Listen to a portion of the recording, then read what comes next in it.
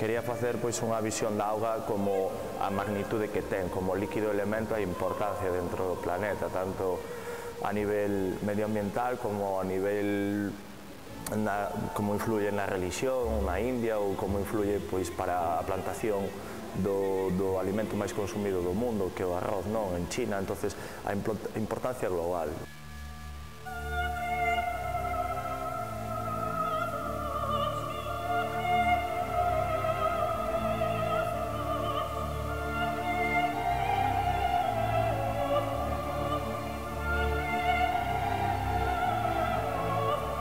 Que é o elemento vital polo que o noso planeta é diferente do resto, unha reflexión dende o meu respeto, dende o punto de vista do home como explorador, non? Que queira explorar outros planetas, o que hai máis aló do...